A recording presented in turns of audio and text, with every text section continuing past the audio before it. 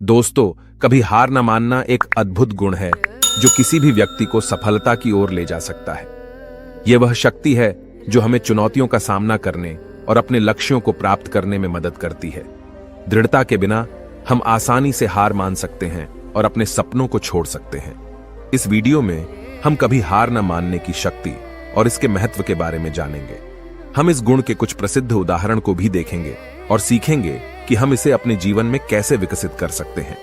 चाहे आप अपने करियर, अपने रिश्तों या अपने व्यक्तिगत विकास में सफल होना चाहते हैं, दृढ़ता आपके पास सबसे महत्वपूर्ण उपकरणों में से एक है। यह वीडियो आपको वह प्रेरणा देगा जो आपको आगे बढ़ने और अपने लक्ष्यों को प्राप्त करने के लिए आवश्यक है। तो आइए इसे आज की बौद्ध कहानी के माध्यम से समझते हैं कि दृढ़ता क्या है और यह हमारे जीवन में कैसे परिवर्तन ला सकती है। एक बार एक बहुत ही दुखी व्यक्ति एक महात्मा के पास आकर कहता है, मैं अपने जीवन से बहुत दुखी हूं। मैं अपने बीवी बच्चों और अपने परिवार को भी खुश नहीं रख सकता। मैं अपने लिए भी कुछ नहीं कर पा रहा। कभी कभी तो मुझे अपनी जिंदगी को खत्म कर देने के भी ख्याल आते हैं। आप इतनी साधनाएं करते हैं, इतनी तपस्या करते हैं, क्या आप मुझे कोई ऐसा मार्ग बता सकते हैं जिससे मैं अपने बुरे वक्त से बाहर आ सकूं? मेरा बहुत बुरा समय चल रहा है। 2 वक्त की रोटी का इंतजाम करना भी मेरे लिए बहुत मुश्किल हो गया है। अब आप ही बताइए कि ऐसे वक्त में मैं जिंदा रहूं तो कैसे रहूं? कैसे अपने परिवार को खुश रखूं? कृपया करके कोई साधारण सा तरीका बताने की अनुकंपा करें ताकि मैं आसानी से समझ सकूं, क्योंकि मैं बहुत पढ़ा लिखा नहीं हूं। अगर आप बड़ी बड़ी ज्ञान की बातें करेंगे तो शायद मैं कभी समझ भी नहीं पाऊंगा। यह सुनकर महात्मा ने मुस्कुराते हुए कहा कि तुम एक काम कर सकते हो मेरा। उसने सामने की तरफ इशारा करते हुए कहा कि उस ऊंची पहाड़ी पर एक मंदिर है और उस मंदिर के पास चींटियों का एक घर है जहां पर हजारों चींटियां रहती हैं। तुम्हें सुनने में बड़ा अजीब लगेगा, लेकिन वह चींटियां उस मंदिर की जमीन को खराब कर देती हैं। उस मिट्टी की उपजाऊ शक्ति वह खत्म कर देती है, जिसके कारण वहां पर कोई भी पेड़ या कोई भी घास पनप नहीं पाती है। तुम मेरा एक काम करो, उसके बाद मैं तुम्हें तुम्हारे सवालों के जवाब दूंगा। तुम 7 दिन तक रोज उस पहाड़ी पर जाओ और उस चींटियों के घर को तहस नहस कर दो, उसको तोड़ दो। जब भी तुम्हें कोई चींटियों का घर दिखे मंदिर के आसपास, तो उसे वहीं पर तहस नहस कर देना। लेकिन याद रहे, घर को तोड़ने में कोई भी चींटी मरने नहीं चाहिए। इस बात को समझने का प्रयास करते हुए वह युवक वहां से चला गया। शायद उसको कुछ समझ में नहीं आया था कि महात्मा जी ऐसा क्यों करवा रहे हैं। वह तो उन चींटियों पर अन्याय कर रहे हैं, उनका घर तोड़वा रहे हैं, उन्हें नुकसान पहुंचा रहे हैं। आखिर कौन महात्मा ऐसा करेगा? लेकिन फिर भी उस महात्मा की बात मानते हुए वह अगले दिन से ही पहाड़ी पर जाना शुरू कर देता है। जब वह पहले दिन पहाड़ी पर पहुंचता है तो देखता है कि बहुत सारी चींटियां अपना खाना जुटाने में लगी हुई हैं। सारी चींटियां कतार से चल रही थीं और अनाज के छोटे छोटे कण उठाकर अपने घर में जमा करती जा रही थी। यह देखकर पहले तो उस युवक का मन कमजोर पड़ गया। उसने सोचा कि ये इतनी मेहनत करके अपना घर भर रही हैं और मैं इनके घर को तबाह कर दूंगा तो इनको कितना बुरा लगेगा। लेकिन फिर उसने उस महात्मा की बात याद करते हुए उस घर को तोड़ना शुरू कर दिया। जल्द ही चींटियों में हाहाकार मच गया। वह इधर उधर दौड़ने लगी।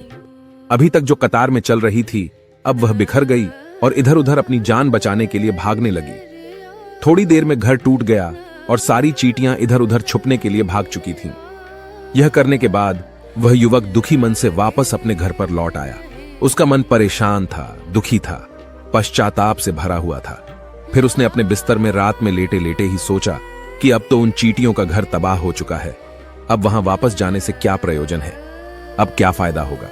क्योंकि चींटियों का घर तहस नहस करने के लिए महात्मा जी ने कहा था, जो मैं कर चुका हूं। लेकिन फिर कुछ सोचकर अगले दिन उसने फिर से जाने का निश्चय किया और अगले दिन सुबह सुबह उठकर वह वापस उसी पहाड़ी पर पहुंच जाता है। पहाड़ी पर पहुंचकर वह उसी जगह पर पहुंचता है जहां पिछली सुबह उसने उस घर को तहस नहस कर दिया था। लेकिन वह यह देखकर चौंक जाता है कि उन चींटियों ने फिर से अपना घर उसी जगह पर बना लिया था और अब वह फिर से अपने घर के लिए सामान इकट्ठा करने में जुटी हुई थी। उस आदमी को देखकर लगा कि यह चींटियां कितनी मूर्ख हैं। इनको पता है कि कल ही इनका घर इसी जगह पर तबाह किया गया है और उसी जगह पर उन्होंने अपना नया घर भी बना लिया। और यह सोचकर वह आदमी हंसने को हुआ। लेकिन फिर से महात्मा की बात याद करते हुए उसने उन चींटियों का घर फिर से तबाह करना शुरू कर दिया। फिर से उन चींटियों में हलचल मच गई और थोड़ी देर में वह चींटियां इधर उधर अपनी जान बचाने के लिए भागने लगी। कुछ ही देर में उनका घर फिर से नष्ट हो गया और वह युवक थोड़ा संतोष के भाव से कि इस बार तो मैंने अच्छी तरह से उस घर को तबाह कर दिया है, अब तो वह चींटियां यहां पर अपना घर बना ही नहीं पाएंगी। इसीलिए जाने से पहले उसने उस घर पर ठंडा पानी भी डाल दिया ताकि चींटियां वहां पर अपना घर न बना सकें। और इस तरह अपना कर्म पूरा करके वह युवक फिर से अपने घर लौट आया। आज रात में सोते वक्त फिर से वह इंसान यही सोच रहा था कि क्या महात्मा यह सही काम करवा रहे हैं? क्या किसी का घर तबाह करना किसी सिद्ध पुरुष को शोभा देता है? क्या हो अगर वह महात्मा सिद्ध पुरुष हो ही ना? क्या होगा अगर वह मुझे बेवकूफ बना रहे हो? लेकिन फिर उसने निश्चय किया कि मैं अपने काम को पहले पूरा कर लेता हूं, उसके बाद ही पता चलेगा कि महात्मा मुझसे ऐसा क्यों करवा रहे थे। और यही सोचकर वह रात में सो जाता है। अगले दिन सुबह उठकर वह फिर से उसी पहाड़ी की ओर निकल जाता है। पहाड़ी पर पहुंचकर वह उसी जगह पर पहुंचता है जहां पर उसने उनके घर को तबाह कर दिया था, और वह यह देखकर खुश हो जाता है कि वहां पर कोई भी घर नहीं था। सारी चींटियां वहां से भाग चुकी थीं। अब उसने सोचा कि अब मेरा रोज रोज आने का क्या प्रयोजन, क्योंकि चींटियां तो अपना घर बदल चुकी हैं और महात्मा जी ने मुझे 7 दिन आने के लिए कहा था, लेकिन आज तो तीसरा ही दिन है। अब बाकी 4 दिन वापस आने का क्या प्रयोजन? और यही सोचकर उसने निश्चय किया कि यहां से वह सीधा उसी महात्मा के पास जाएगा और उनको यह सारी खबर बता देगा। जब वह वापस मुड़कर उस पहाड़ी से उस महात्मा की कुटिया की तरफ जाने लगा तो उसने देखा तो अचानक उसकी नजर एक और घरौंदे पर पड़ी जो कि चींटियों का ही बनाया हुआ था। मतलब कि वह घरौंदा चींटियों ने ही बनाया था और अब वह चींटियां नए घर में वास कर चुकी थीं। यह नया घर उनके पुराने घर से थोड़ी ही दूरी पर था और जब उस युवक की नजर उस घरौंदे पर पड़ी तो उसने सोचा कि शायद महात्मा को पता था कि यह चींटियां अपना घर यहां से बदलकर किसी दूसरी जगह पर बना लेगी, इसीलिए उन्होंने मुझे 7 दिन आने के लिए कहा था। और यह विचार करके वह उसका नया घर भी तोड़ने के लिए पहुंच जाता है। जब वह वहां पहुंचा तो चींटियां उसी तरह अपने कार्य में लगी हुई थीं। वह अपने लिए खाना इकट्ठा कर रही थी और अपने घर में जमा करती जा रही थी। जो पुराना घर टूटा था वहां भी अनाज के कण बचे हुए थे और चींटियां वहां से भी अनाज इकट्ठा कर करके वापस अपने नए घर में ला रही थी। अब यहां पर फिर से युवक का मन थोड़ा कमजोर पड़ गया, क्योंकि वह खुद भी कमजोर था, खुद भी वक्त का मारा हुआ था। इसीलिए उसके मन में उन चींटियों के प्रति दया का भाव उमड़ रहा था। उनके ऊपर उसे दया आ रही थी। वह चाहता था कि उनकी मदद करे, लेकिन वह उल्टा उनको नुकसान पहुंचा रहा था। लेकिन उस महात्मा की बात को याद करते हुए उसने फिर से उस घर को तोड़ने का निश्चय किया और उसने इस बार बड़ी ही सावधानी के साथ बिना किसी चींटी को कोई नुकसान पहुंचाए वह घर तबाह करना शुरू कर दिया। वक्त थोड़ा ज्यादा लगा, क्योंकि किसी भी चींटी को नुकसान न पहुंचाने की शर्त महात्मा ने पहले ही रखी थी। इसीलिए उसको बड़ी सावधानी के साथ उन घरों को तबाह करना था। लेकिन आखिरकार उसने उस घर को भी तबाह कर दिया और उस घर को तबाह करने के बाद वह बड़े ही दुखी मन से, इस बार वह पहले से भी ज्यादा दुखी था, क्योंकि उसने उनका नया घर भी तोड़ दिया था। वह उन चींटियों को बसने ही नहीं दे रहा था और वह अब अपने आप को शैतान या दानव समझने लगा था। लेकिन फिर भी उस महात्मा की बात को मानते हुए वह अपने घर पर दुखी मन से वापस आ गया।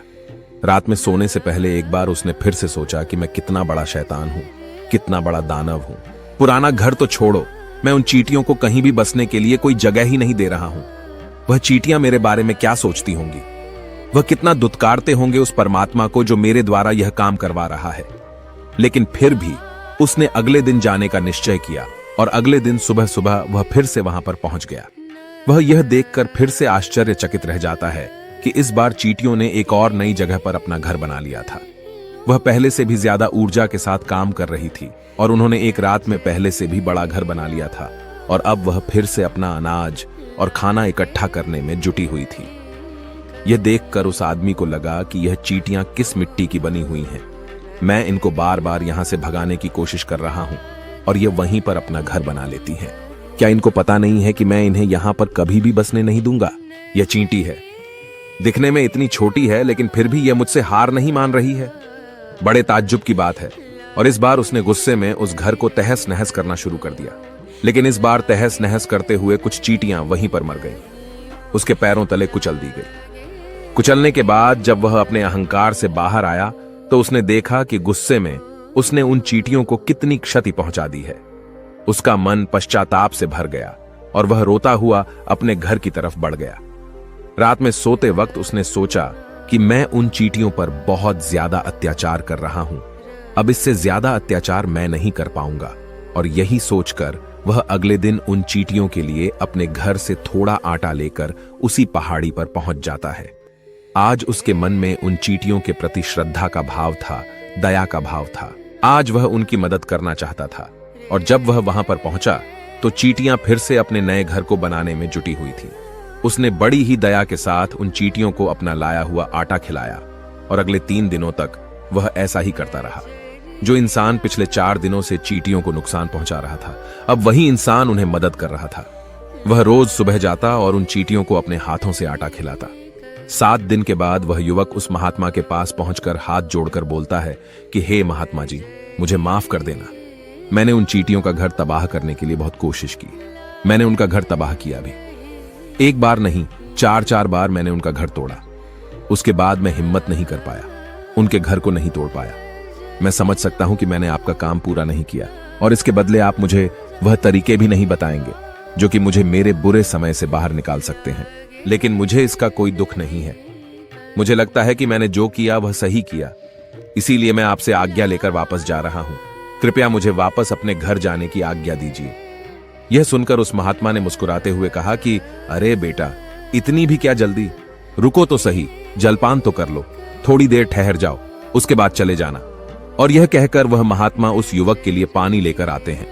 पानी पिलाने के बाद महात्मा उस युवक से पूछते हैं कि तुम मुझे यह बताओ कि आखिर तुम उन चींटियों का घर तबाह क्यों नहीं कर सके। वह चींटियां तो छोटी छोटी हैं और तुम इतने विशाल हो, फिर भी तुम उन छोटी छोटी चींटियों का घर तबाह नहीं कर पाए। कहां है तुम्हारी शक्ति, तुम्हारा बाहुबल?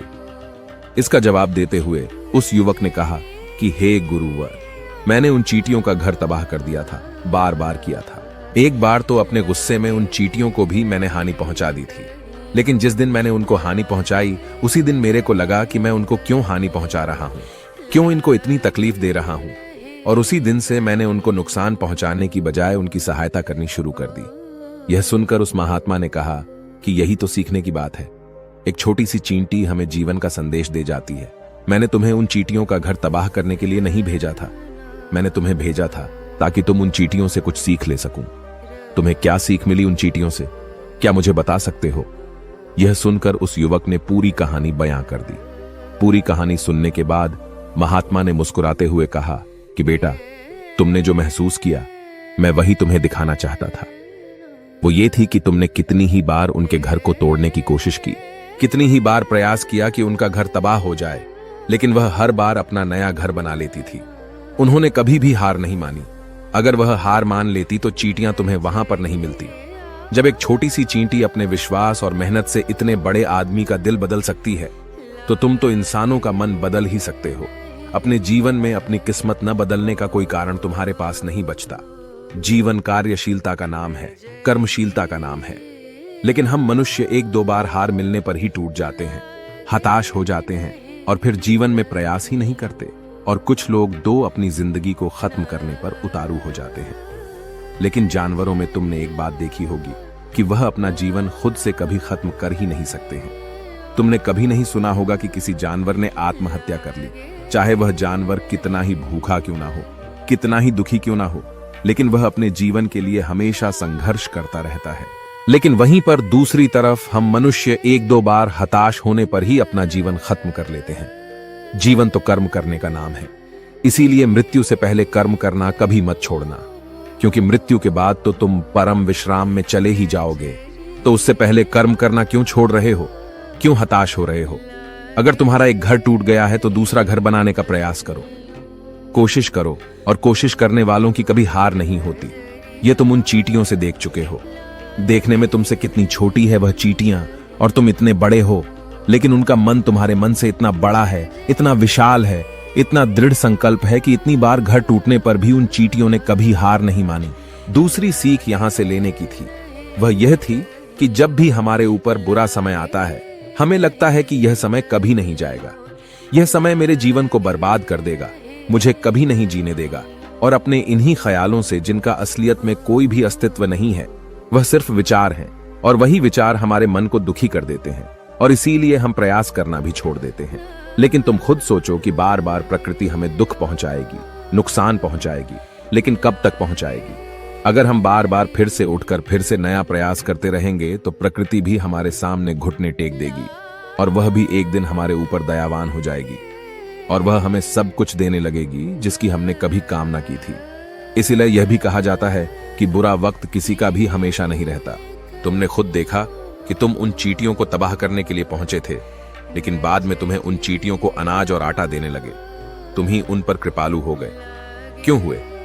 क्योंकि तुमने देखा कि वह चींटियां हार ही नहीं मान रही हैं।